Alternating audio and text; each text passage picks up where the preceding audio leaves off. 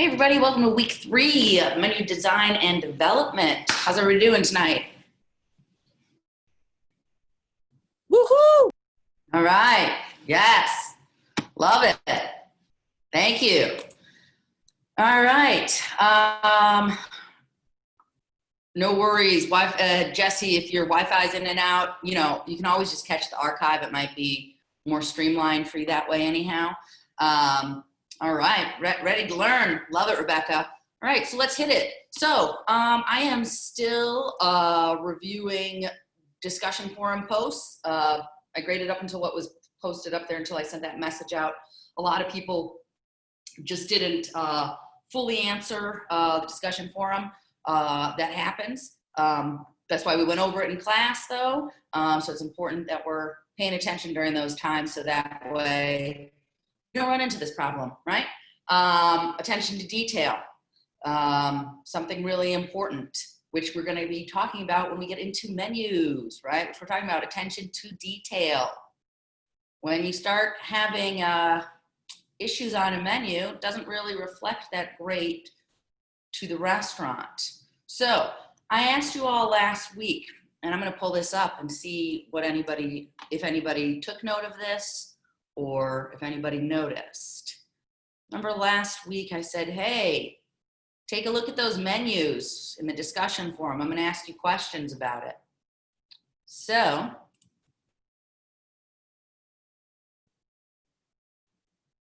let's pull this up, share the screen, and get it going.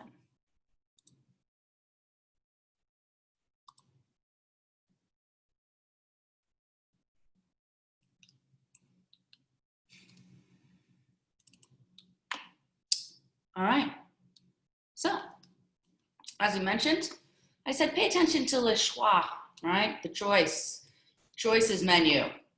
Did anybody notice anything here? Some of the things were spelled creatively. Creatively or incorrectly? Either. I took it as them trying to be a little creative. Okay, that is a very optimistic approach.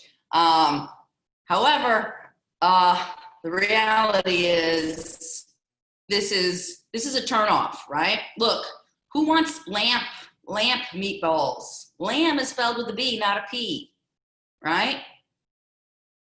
Hot quail. Quail is spelled with a U, not a W.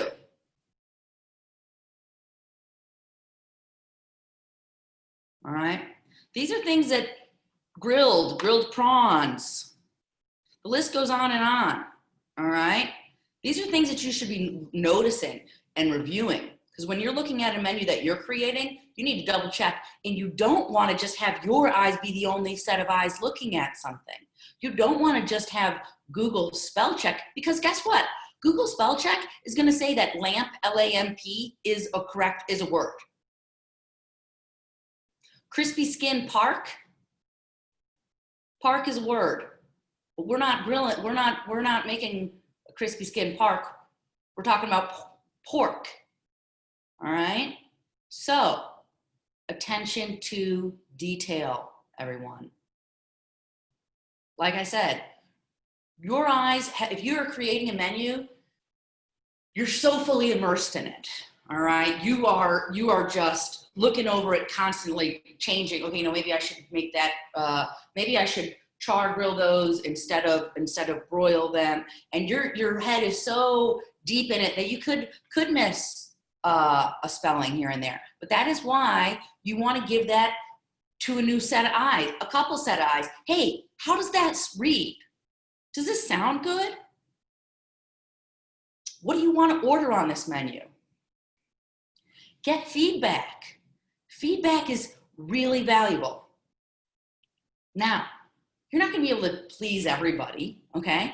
But if you ask, I'm saying go to your family, go to your friends, right? And ask for actual critical feedback, right? Constructive feedback, as well as coworkers, other people that you know in the industry. You want to get not just friends and family, you want to get real discerning eyes on this, all right? Because you need to know. First and foremost, you need to know that you're not going to be able to satisfy everybody's needs and demands, and say, I didn't really like that. But maybe you have 5 people who said, hey, you got that crispy skin part, and you're thinking, oh my gosh, I can't believe I missed that. How did I miss that? Well, you missed it probably because it went through spell check. It was okayed because it's a word, and yet it's not what you want on your menu at all. Okay? So, just like we talked about in week 1, attention to detail on your menus, right? Much like when you walk into a restaurant, and if you get handed a menu that's in a plastic cover that has a paper takeout all the time, right? And that plastic cover is a little dirty, a little sticky, not feeling great, right? You don't think the highest of what establishment did you just walk into? What attention to detail are they taking? So, class, before we dive deeper, I want to take a moment to introduce Rachel Wilson here, who is your tutor. If you're needing help or anything, Rachel, please introduce yourself. All right, thank you so much for letting me jump on real quick tonight, Chef. I'm Rachel, obviously. I am your new tutor for this class and a few others. I am actually an Escoffier grad as well, so I totally get the whole process of submitting assignments and Google and all the things that can be confusing and frustrating, and that's what I'm here for, to help you, tech issues, Google, submissions, links, anything like that that you're not sure of, math problems, that's a big one. That's what I'm here for. I'm here to help you guys any way that I can. On the class page, you can actually make an appointment right through my session. There's a link. We can schedule a one-on-one Zoom session, which is just like this, but it's just you and me. And then I can answer any questions that you have, show you how to do things like that. And then there's a phone number and email that you can text or email me to. And that's it. Awesome. Thank you, Rachel. All right, thanks. You're welcome to hang out as long as you'd like. If you've got other stuff to do, totally understand. Do what works for you, and we're here if you want to stay. All right? All right, class. So back to it. If you do need help, please do reach out to Rachel. She's fantastic. She's going to help you and can assist you with questions that you might have. All right? So getting back into that idea of menu, right? Attention to detail, all right? Now, remember, as a customer, right? That's what you always want to be thinking about. How does this appear to the customer, right? So this week is all about the psychology of a menu, which is pretty interesting. Actually, it's very interesting when you get into it, that it's so much more than what you think it is, right? But there are subliminal messages going on all the time. Remember, we talked about how photos can leave a good impression, right? We also talked about how the right type of description, verbiage. That's why I've been pushing you all so hard in CE187WK3 to work on your menu descriptions. Because if you don't explain that with details, you're not going to get the customer excited to buy it, to order it, to even inquire about it.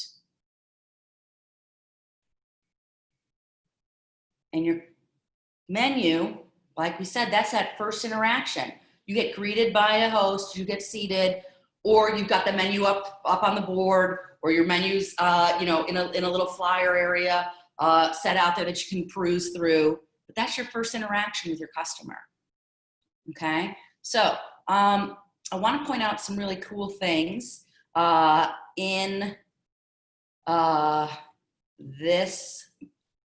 Hold on, let me pull up this link. And I will share this with you later. But this is really fascinating. It talks about, where do our eyes go when we look at a menu? Let me ask you that first. What do you look at first when you get into a restaurant and check out a menu? What are you looking at first?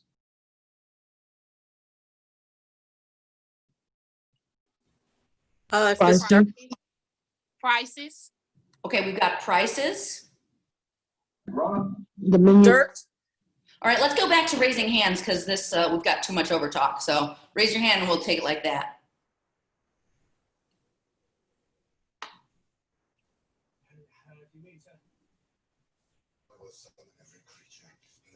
Brenda. Environment. Oh, the environment. Okay, but what about when the first thing to look at in a menu? Prices. Trying to think. I can't think straight today. That's Sorry. okay. Don't worry, come back. We've got price and selection. Shayla. We're looking at as well as items, the style, the cleanliness of it, the way it's presented. Okay, great, great. Great observations. Terry. Mine was if the menu is dirty. Okay, yeah, perfect, right? We've got looking at pictures. Eldon, what else are you looking at? Choices and just the sheer quantity of items offered. Great, choices, quantity. Devin is saying how many panels? Yeah. Sherry. The type of food offered on the menu. Types of food. All right, great. All great observations. And the description. I'm sorry, Chef. The That's okay. And description. Yeah. Awesome. All right. I'm going to pull up an example and I'm going to walk you through what can happen on a menu. Literally where we go, right? Sometimes it's so interesting because I will tell you, I have asked this question to every class that I teach this. And there are always some things that somebody says that another group doesn't. One group said it was like, I'm looking at the appetizers first and foremost. Another group is saying, oh, I'm looking at drinks. I want to get my party started. I want to look at drinks first, right? So it's very interesting. Again, there's no single set rhyme or reason that says everybody, we're not robots, right? We all are still individuals. We still have our interests, right? Things that drive us, things that move us to want to purchase, things that go behind like price or what I'm interested in, right? Some other people say, hey, I'm a vegetarian, so I'm looking for vegetarian options. I'm looking for an indicator on the menu. I like spicy food, so I'm looking for, does that menu have a chili by the side? Because then I'm going to be drawn into that region, okay? Somebody might say, hey, I'm gluten-free. I'm looking for that GF in the top right corner. Who knows? All right, so let's take a look at this, which I hope you find interesting. Here we go. Color confusion. Okay. Colors on a menu. Hey, we were taught bold, typing. Hey, how large is that type? That's another really important factor. If you are going to an older demographic, who's seen older folks out in a dimly lit restaurant with their iPhone light on, their cell phone light on, because they can't read the menu, because the print is too small, or it's too dimly lit in there. Just can't read the menu, okay? Now, this is interesting. Obviously, there are different feelings that evoke for different people, right? But colors, green. Green is associated with freshness, right? We know green is fresh vegetables, greens. Orange, apparently, can stimulate the appetite. And yellow is a happy hue, right? Making somebody feel calm and good. Red is like fire, action, sale, clearance, special, 2 for 1, okay? Now, the golden triangle, which is right here. Typically, again, this is not always. Our eyes move to the middle because it's going in there, all right? The middle to the top right, boom, to the top left. That's just kind of, we focus on the middle and then we start looking around. Similar to how maybe if you walk into a room, right? You do a scan, right? You check it out, see what's going on. All right. Now here's something really interesting to think about. We were talking about money and pricing, menu pricing last week, right? And how $4.95 sounds better than $5, or $4.75, or $5.25. What's the difference? What about those 99 cents? Why do people love a 99-cent store? Because it's not $7, it's not 99 cents, it's $1, it's $6.99. Your mind automatically is thinking that it's not even that, even though it's only a penny away or 5 cents away. Your brain is funny, it gets tricked easily.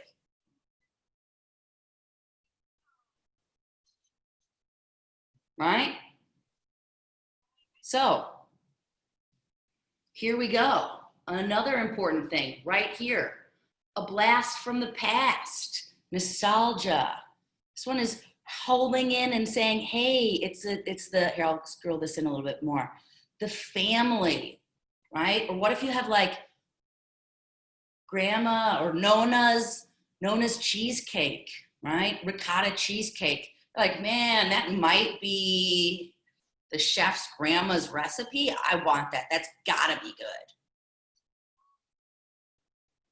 What about all those funny names from Shell on Wheels that we talked about? How they made some people laugh, right? So that's how that comes right back into this section, which is where is that? Yep, feeding the imagination, storytelling, all right? Feeding the imagination, giving that idea of creating a story behind the dish, right? What do we know that food does? Food evokes memories. Food creates memories. It's because it elicits all the senses, and we use it for comfort, for celebration, for sadness, for all these things. Food is really connected to us, right? So when we take back and think a food reminds us of a memory or of a person, it feels good, right?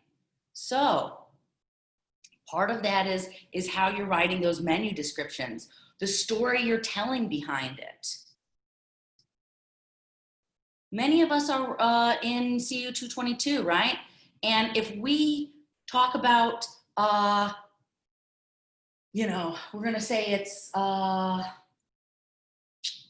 Sales Chicken Farm. We got fresh eggs from local Sales chicken farm up the road. Don't you wanna buy that because you're like, I know Sale, I've seen that sign driving to get here. Yeah, I wanna taste those eggs. Okay, now, another important thing, negative space. Who's ever walked into seen a menu and you are just totally overwhelmed?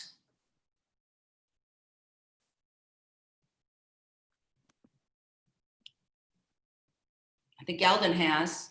Cheesecake Factory. Cheesecake Factory, great example, yes. Terry. No, I was going to say the same, Cheesecake Factory. Okay, all right. So you get to a point where you walk into a restaurant, you're like, I don't even know where to start.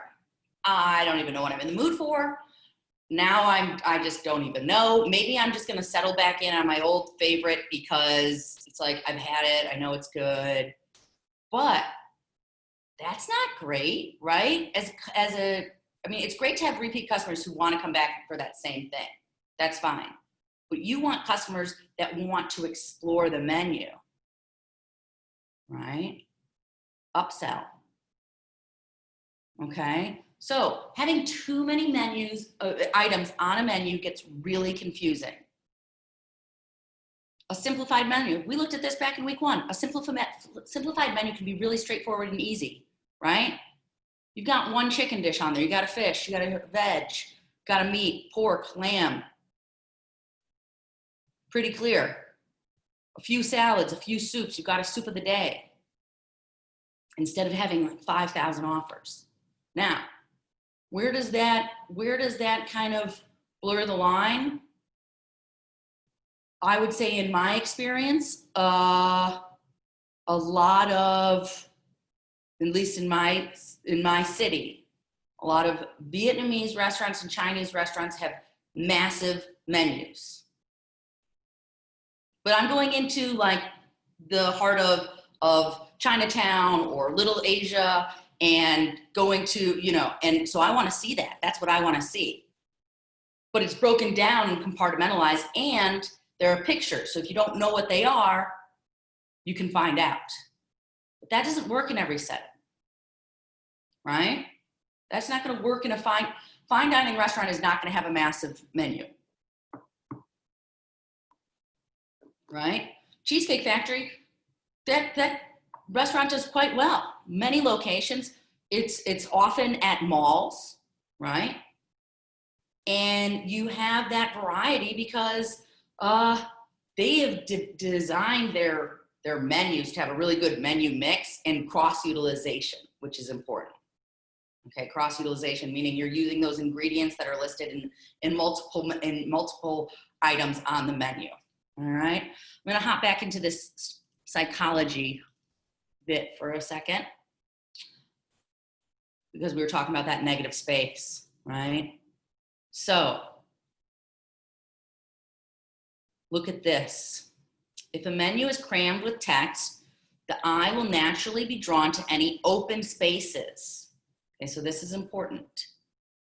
Menu designers use this to their advantage, and items with the largest profit margin are often set in their own space, away from all the other chaos. What does profit margin mean?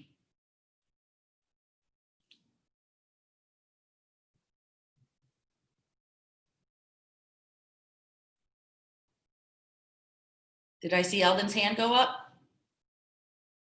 Yes. What is it? It's how much you make per item over what the cost is. There you go. Exactly, right? So we want profitable items on our menu. We want to sell more of those. We want to sell more items with a larger profit margin than a small profit margin. Because how many of the small profit margin items do we have to sell to get to the large profit margin items, right? A lot more of these, a lot fewer of these. Because for every one of these, I have to sell 8 of these. So I want to sell those high profit margin items.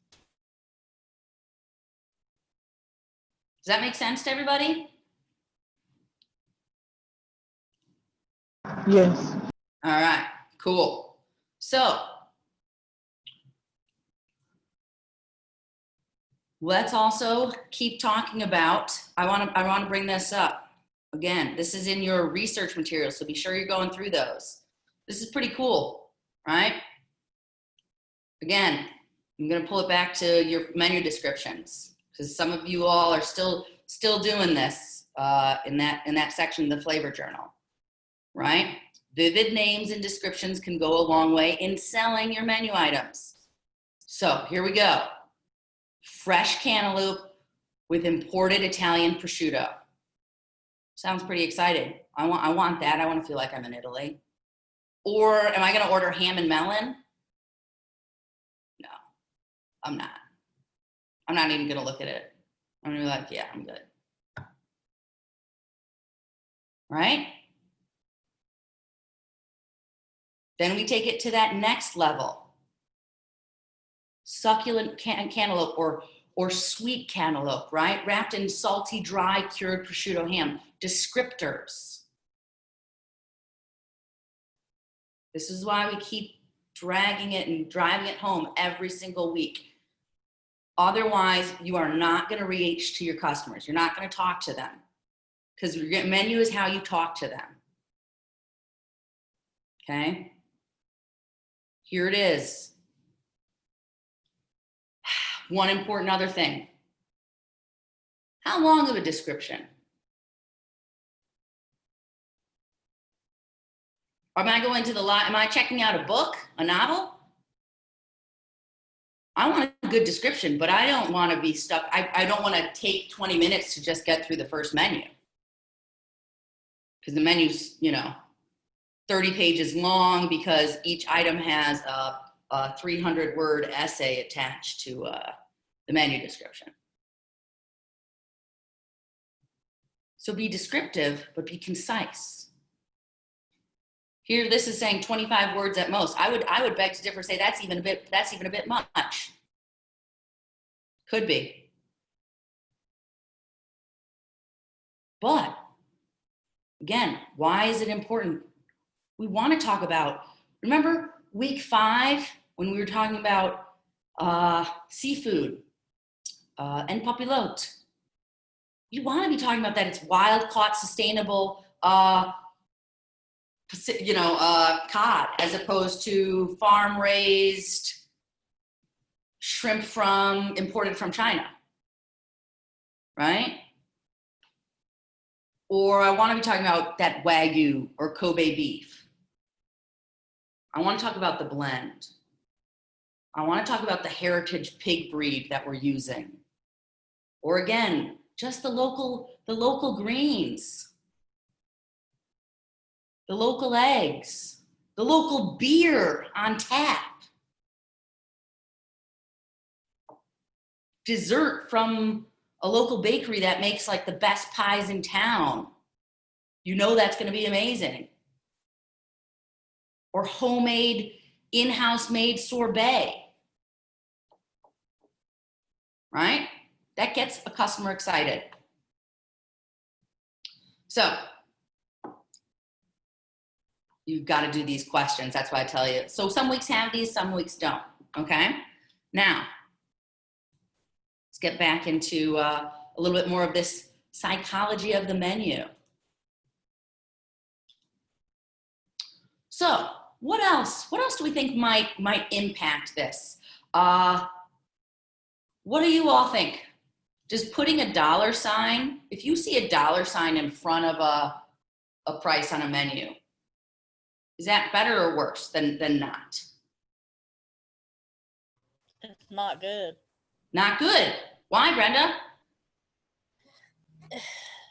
You put a dollar sign in it, I really don't know how to. You don't know how to explain it. That's okay. You're right, It's though. just not, but it's a turnoff. It's not a good thing to have. When you go into a restaurant, you look at a menu, you see dollar signs. You know it's going to be, you're going to have to pay for it, but you don't want to see a dollar sign before you're reading what's on the menu. You're totally right, Brenda. Great job. Yeah, Stephen agrees. The worst, right? Because putting that dollar sign right next to it is like the big reminder of like, oh, that's $15? That's $9? Wait for that? No way. But you just see that just little 9 hanging out there by itself. You're like, okay, that's okay. It's fine. Again, psychology, right?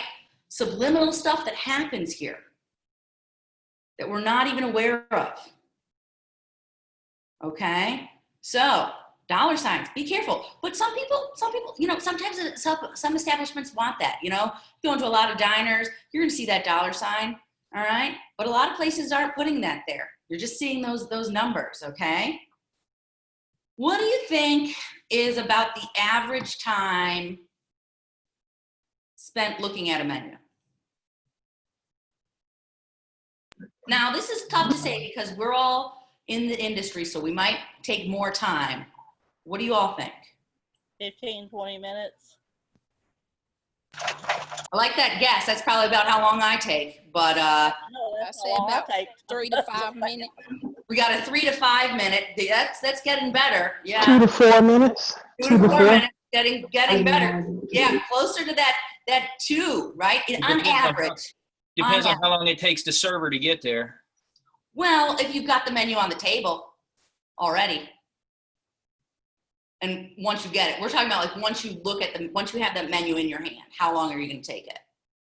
But you're right, that is a variable of how long does it take to get the menu. But once you get that menu in the hand, how long did they take on average? Remember, so average is average. It doesn't mean that's the most. It doesn't mean that's the least.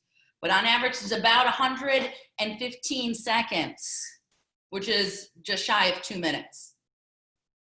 Because most people have a feeling, like we talked about in week 1, you know, like you're like, yeah, I really want to have pork. I'm in the mood for pork. I'm really in the mood for fish. I want to have fish or shrimp or lamb or steak, whatever you're in the mood for. People tend to kind of already be feeling that, right?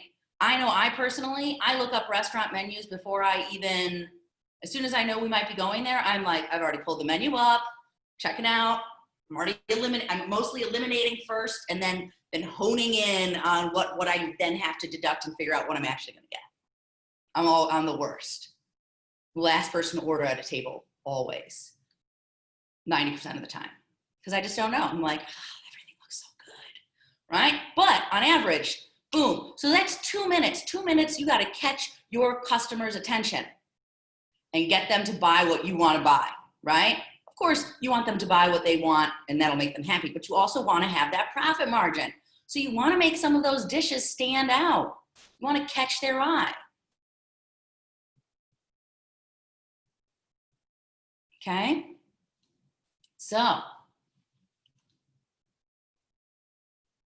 now, remember, what it takes to get food from ordering to the customer. How many steps do we think there are? Maybe 50. Probably a bit high on there, but I like you're saying, hey, a lot. Yeah, it does take a lot of steps. It takes a lot of steps to go from ordering that food, purchasing that food, to getting it onto the table, right? Because we're talking about purchasing, then receiving, then storing, then prepping, then cooking, then holding, potentially cooling, potentially reheating, service, right? 10 at your minimum.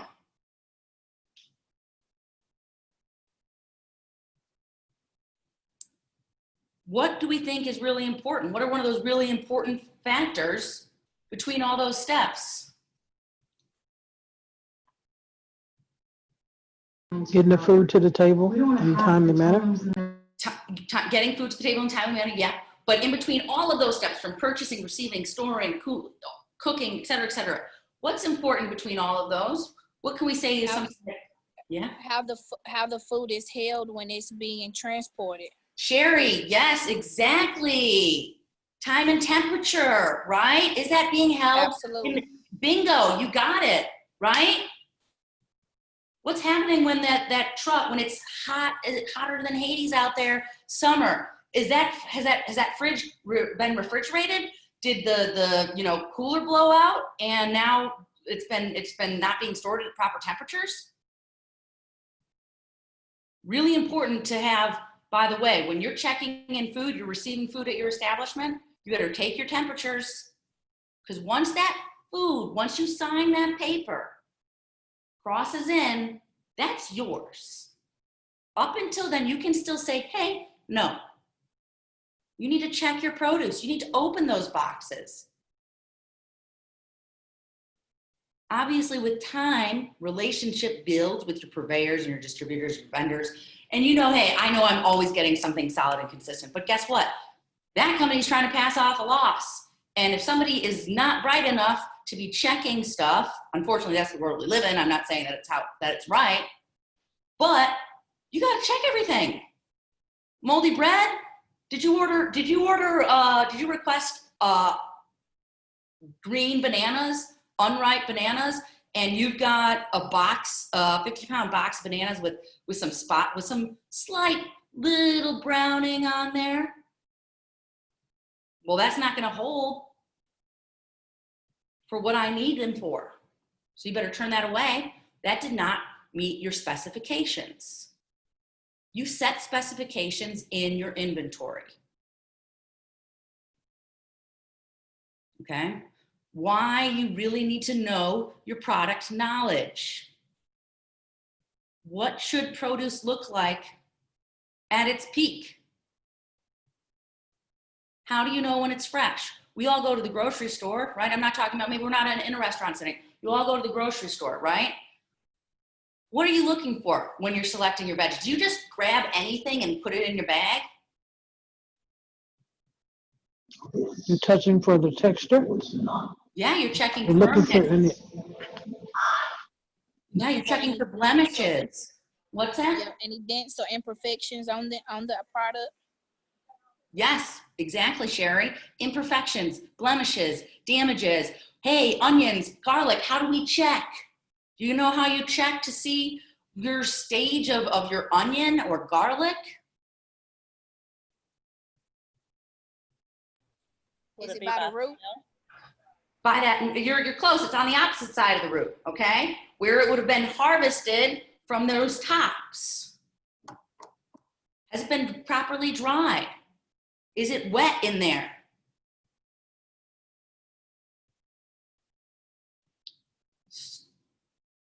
I'm trying to get you guys just to start thinking again. So many stops along the way. So many things to pay attention to.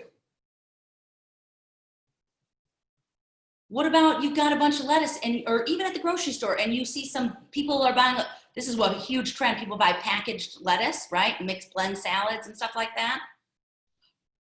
When you see a bag that's puffed out, do we think that that means that's fresh or a little bit older? Old. Old, why? Because it is not looking like the rest of them, for one. So that catches your eye. And then for two, you know that the bag is supposed to be a certain look or I don't know how the puffiness of it or so. Okay, yeah. So, good. You're talking about some physical things that you're saying, hey, this isn't right. Because when lettuce and other vegetables start to turn, right, they release that magical word we've talked about in other classes, ethylene gas. That ethylene gas is releasing, it's filling up that bag a little bit, right? And then that ethylene gas gets everywhere. So, you know, the old saying that one bad apple can ruin the bunch. If you have one apple that's rotting at the bottom of your bag, your barrel, your box, it's releasing that gas, which promotes maturation of all your fruits in that vicinity, in that tight and closed area. So all those other fruits are going to start ripening and maturing quicker too, which leads to quicker spoilage. Just like if you have one tomato that's blemished and been smushed, most likely the first ones that are going to get sick, you know, and start to turn around it are the ones that are right next to it and get that little fuzzy mold, right? It's because they're right next to each other. They're sharing that area. Okay? So, checking. Time and temperature. Because guess what? If you're not holding that food at the proper, if you're not receiving it, checking temperature, holding it, cooking it, bringing it down, cooling up fast enough, food waste, money loss, right? We want to be profitable. So it takes extra work to keep a keen eye on everything, right? But guess what? You're going to save more money in the long run. It's going to be worth it. It's going to be more profitable to your business. You got to keep a tight eye. Just like standardized recipes. If you don't have standardized recipes, you have no way how to cost out your menu.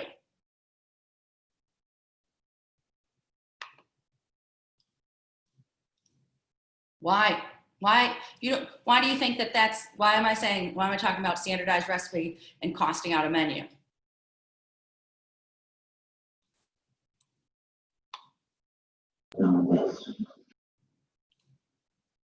I couldn't hear whoever said that.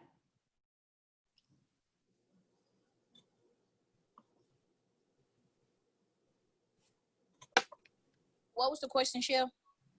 Why do you have now I just blank. Oh, I see Terry has her hand up. Let's see if Terry has the answer. And then I'll come Well, back. so you can effectively order your inventory, know how much food is costing you, how people are ordering it. So you have to know your cost analysis so you can order effectively. Yeah, you're right. And on top of that, so standardized recipes, that's what we were talking about. So why is it so important, right? So Terry's saying, so that you know how much to order. Yeah.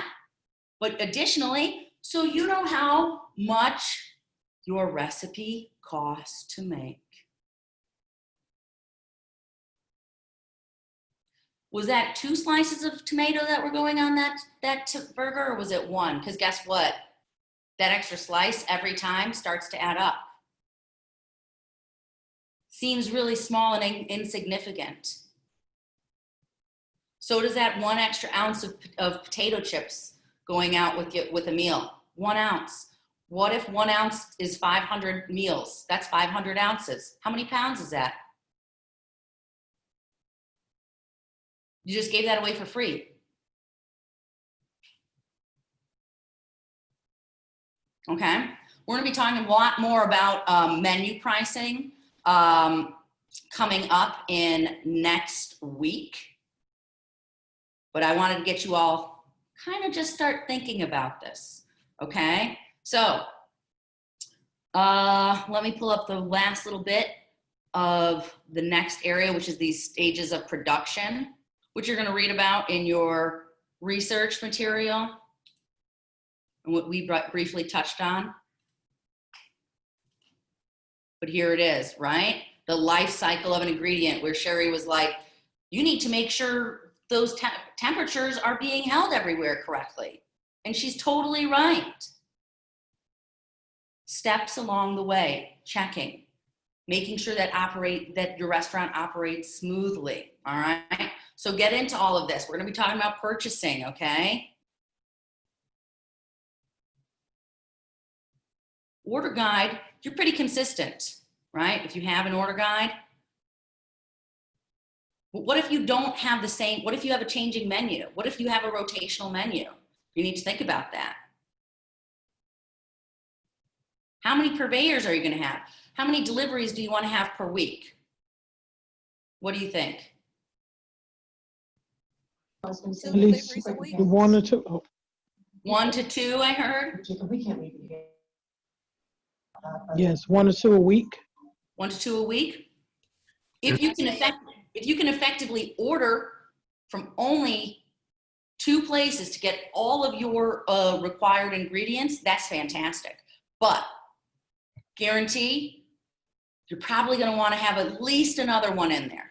All right. So major purveyors, Cisco, Gordon Food Service, all the big ones, right? That are nationwide. You can get a lot of your dry goods, pantry items, staples, right? Sugar, flour, oil, et cetera, from there. But maybe you want to get your produce from something a little bit more local, because there are local distributors there as well. Maybe you don't want Cisco meat. Maybe you do. Again, maybe there's somewhere a little bit more local that you can have a better impact, because guess what? How far is that food traveling? Not as far, right? If you have a local distributor. Tons of things to think about. But cost-wise, what's going to be cheaper? A local deliveries. Sometimes yes, sometimes no. That's what gets so tricky. But if you create a relationship with your local purveyor, right? You're going to start to build that relationship with him or her. And guess what? He or she's going to start bringing you special products. Hey, we just got this in. You want to get your first hands on that, right? Hey, it's mushroom season. Mushroom season popping off right now. We've got truffles coming in. Do you want some? Hey, squash blossoms. Squash blossoms are up. Fresh corn. You want to build those relationships. Relationships are really important in the restaurant industry, okay? Purveyors, remember, they are trying to sell you product. They'll also tell you, hey, maybe they're going to bring in an ingredient like gochujang. They're like, hey, gochujang is really hot right now. You should definitely incorporate it into your menu. You're thinking, what's gochujang?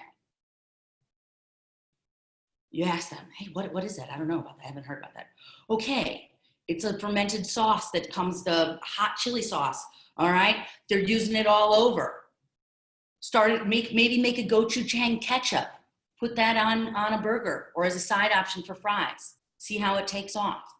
How to introduce it. They'll give you tips because remember, they want to sell you products. They want you to do well, right? And you want to do well. So it's good because the more business you do, the more business they get. So you see how this starts to be a good symbiotic relationship? Let them help you.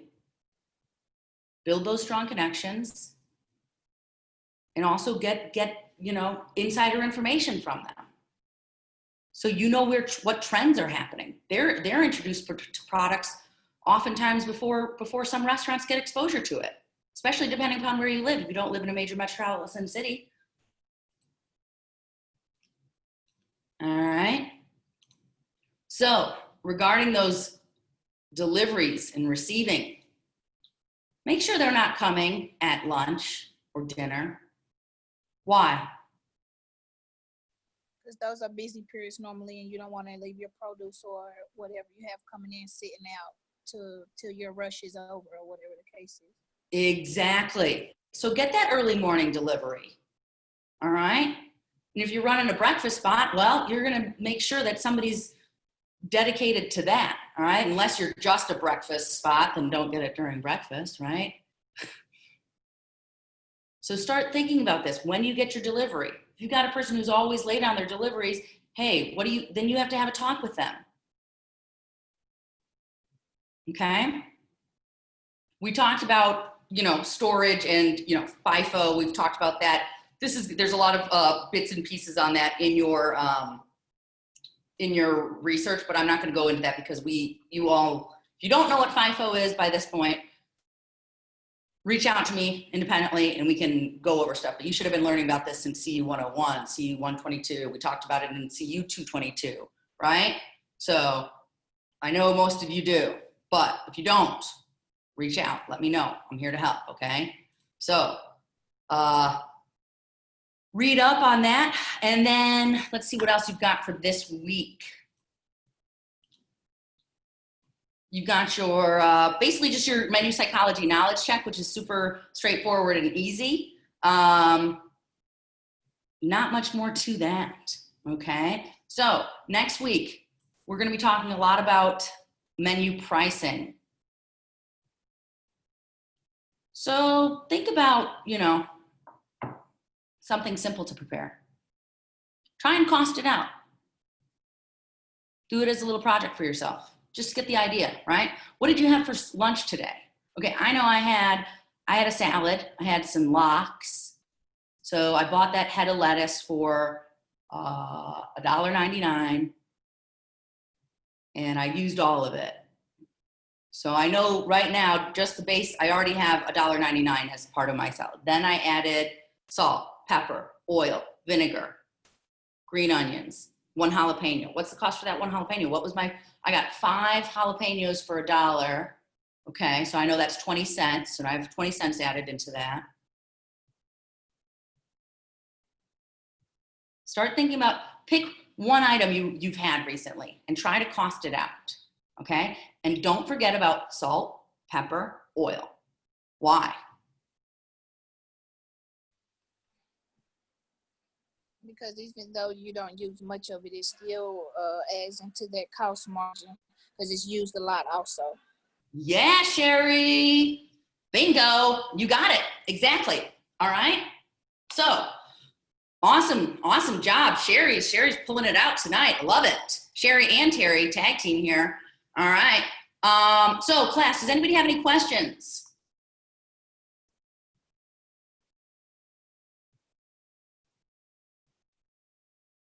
No? All right. Check out your research materials for this week. Start thinking about menus. When you go, start looking at menus online. Like I talked about the week 1, right? Start looking at those menus. When you go to a restaurant, although none of us are really going, at least not where I live right now, Look at menus online though, obviously different, but think about when you do go to restaurants and menus, what do they look like? Start observing. The more you see from others, the more you learn, right? If you're like, no, this doesn't look good. Oh, this is awesome. Start writing that down. Keep a notebook with you. Write down things that you see that are really sweet and really not sweet, all right? Trust me, you start to create your list and ideas of things how to curate and make your own menu. Make it pop, make it flash. Also, one other thing to consider, multiple styles of fonts on one menu is can be very difficult to read. So if you're like, oh, I want this one bright pink and this one bold, this one zigzag, think about the style. Is it cursive and it's really hard to read? Clean block lettering. Clear and concise. I'm gonna send out that website that I pulled up with the psychology of the menu so you all can get a deeper look at that. And then if you have questions, please feel free to reach out, all right? Otherwise, stay safe, stay positive. That's all I got, all right? So stay safe, stay positive, and keep pushing. We all gotta push together at this point, okay? So take care, and please reach out if you have questions. Have a great weekend. You too, have a great one. See y'all Thank later. you. Bye-bye. Bye.